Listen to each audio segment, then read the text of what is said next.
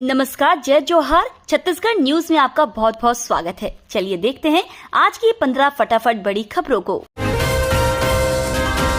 मुख्यमंत्री भूपेश बघेल ने की बड़ी घोषणा। छत्तीसगढ़ के मुख्यमंत्री भूपेश बघेल ने भेंट मुलाकात कार्यक्रम के लिए बिलासपुर पहुंचे। यहां उन्होंने बहतराई स्टेडियम में छात्रों से संवाद किया। छात्रों ने समस्याएं तो बताई, साथ में रोचक सवाल भी किए। मुख्यमंत्री बघेल ने भी अपने जवाबों से छात्रों का दिल जीत लिया। उन्होंने युवाओं से राजनीति में आने का आह्वान किया। इसके साथ ही कहा कि पीएससी परीक्षा में इंटरव्यू के अंक कम किए जाएंगे। भूपेश बघेल ने कहा कि बहुविकल्पीय परीक्षाओं में अभ्यर्थियों की मांग के आधार पर आयोग द्वारा निर्णय लिया गया है कि भविष्य में आयोजित की जाने वाली परीक्षाओं में वर्गवार कट ऑफ सूची लिखित परीक्षा के साथ जारी की जाएगी।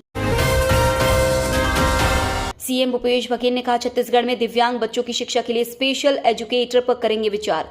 मुख्यमंत्री ने कहा कि दिव्यांगजनों के लिए बहुत सी पहल शासन ने की है। शासकीय स्कूलों में स्पेशल एजुकेटर नियुक्त करने का यह सुझाव अच्छा है, इस पर विचार करेंगे। सुष्मिता ने बताया कि जब हमें पता चला कि मुख्यमंत्री भूपेश बघेल युवाओं से बात करने बहतराई स्टेडियम पहुंचेंगे तो हमने निश्चय किया कि हम सब मुख्यमंत्री से मिलेंगे। हम लोगों को आशंका थी कि इतने लोगों के बीच में हमारी बात हो पाएगी कि नहीं, फिर भी सौभाग्य से हमें अवसर मिल गया और हमने इसका जिक्र किया। सुष्मिता ने बताया कि प्रदेश में दिव्यांग बच्चों की संख्या 77,249 है। सीएम के सामने 200 भाजपा कार्यकर्ताओं ने किया कांग्रेस प्रवेश।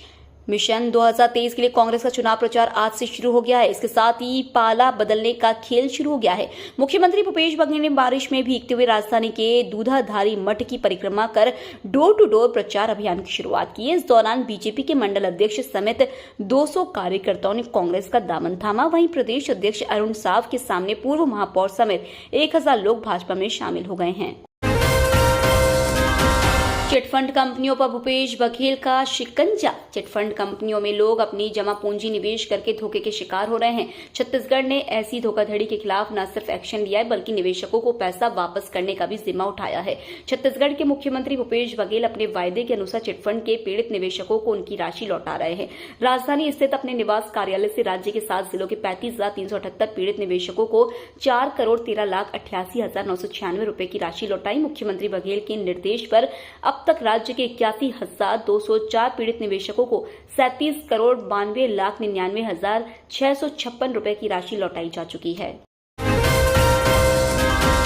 छत्तीसगढ़ के संविदा कर्मचारियों ने अचानक अनिश्चितकालीन हड़ताल किया स्थगित। छत्तीसगढ़ में नियमितीकरण की मांग कर रहे कर्मचारियों ने अनिश्चितकालीन हड़ताल स्थगित कर दिया है। लगभग 1 महीने तक सरकार से नियमितीकरण की गुहार लगा रहे थे, लेकिन हड़ताल स्थगित करने का ऐलान कर दिया। इसके बाद तूता धरना स्थल से भी लगभग कर्मचारी अपने घर वापस लौट गए हैं। कहा जा रहा है कि सरकार के अल्टीमेटम के बाद कर्मचारी अब काम पर लौट जाएंगे। सीएम बघेल ने भाजपा पर किया तीखा वार, बोले आरक्षण व्यवस्था कांग्रेस की देन। मुख्यमंत्री भूपेश बघेल ने भाजपा एससी मोर्चा के राष्ट्रीय अध्यक्ष लाल सिंह आर्य के बयान पर तीखा पलटवार किया है। उन्होंने कहा, आरक्षण की व्यवस्था कांग्रेस सरकार के समय लागू हुई थी, अब उसे बंद करने का षड्यंत्र किया जा रहा है। अनुसूचित जाति के साथ पिछली सरकार लगातार अन्याय करती रही है, अब उसे साधने की कोशिश कर रही है। आज भर्तियां बंद कर दिए हैं, आरक्षण का लाभ नहीं देना चाहते, इसलिए सभी सार्वजनिक उपक्रम को बेच रहे हैं। प्राइवेट सेक्टर में तो कोई आरक्षण का लाभ मिलता नहीं है। यह षड्यंत्र तो लंबे समय से चल रहा है। मणिपुर और हरियाणा की घटना पर सीएम बघेल ने साधा निशाना। का देश में माहौल खराब कर रही भाजपा। मुख्यमंत्री भूपेश बघेल ने मणिपुर और हरियाणा की घटना को लेकर निशाना साधा है। उन्होंने भाजपा पर देश में माहौल खराब करने का आरोप लगाया है। मुख्यमंत्री ने कहा है कि आज देश के कई राज्यों में हिंसा हो रही है, लोगों के दिलो दिमाग में नफरत भर दिया है। कांग्रेस इसी नफरत के खिलाफ लड़ रही है। सीएम बघेल ने कांग्रेस के राष्ट्रीय अध्यक्ष के छत्तीसगढ़ के दौरे को लेकर कहा कि फिलहाल कार्यक्रम तय नहीं हुआ है, इसी महीने दौरा प्रस्तावित है।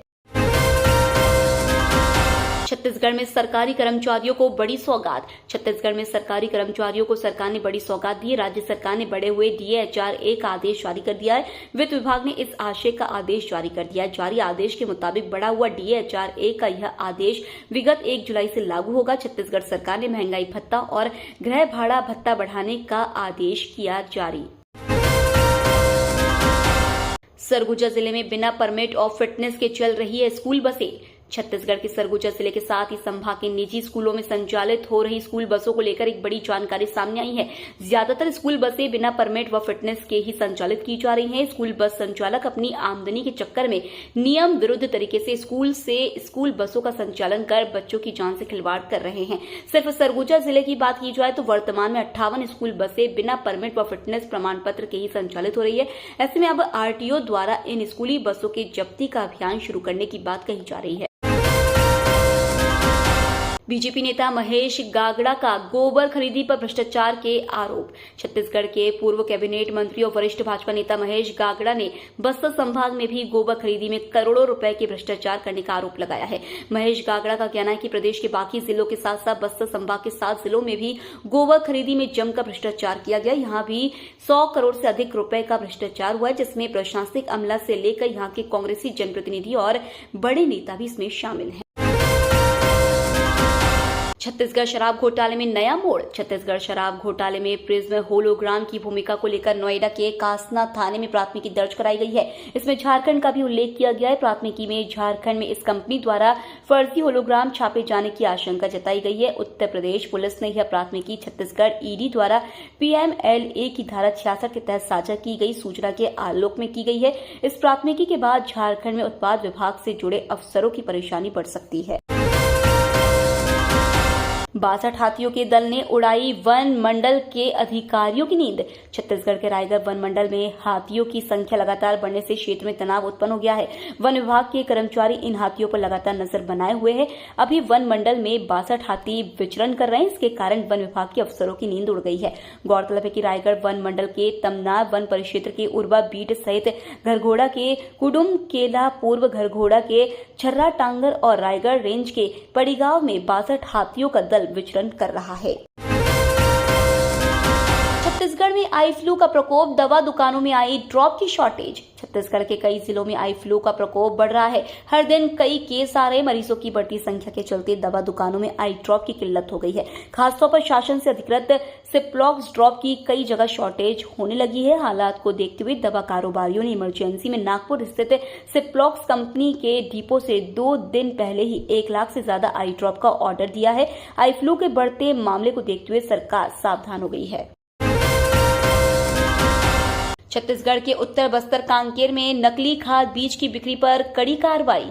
कलेक्टर डॉक्टर प्रियंका शुक्ला ने खरीफ सीजन के लिए रासायनिक उर्वरक की उपलब्धता की समीक्षा करते हुए नकली खाद बीज के विक्रय पर कड़ी कार्रवाई करने के लिए कृषि विभाग के अधिकारियों को निर्देशित किया है। आयोजित समय सीमा की बैठक में अधिकारियों को निर्देशित करते हुए उन्होंने कहा कि निर्धारित मानकों के अनुरूप ही किसानों को खाद बिजली मिले, इसके लिए नियमित रूप से मॉनिटरिंग की जाए। निर्माण कार्यों की समीक्षा करते हुए उन्होंने कहा कि ऐसे निर्माण कार्य जो 1-2 माह में पूरे हो सकते हैं।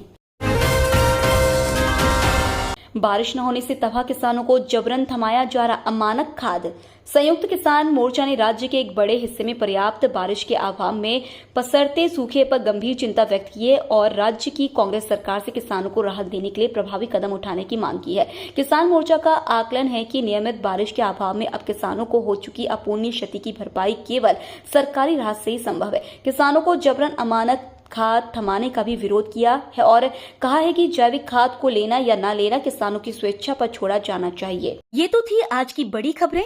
डेली खबरों से अपडेट रहने के लिए चैनल सब्सक्राइब करना बिल्कुल ना भूलें। धन्यवाद।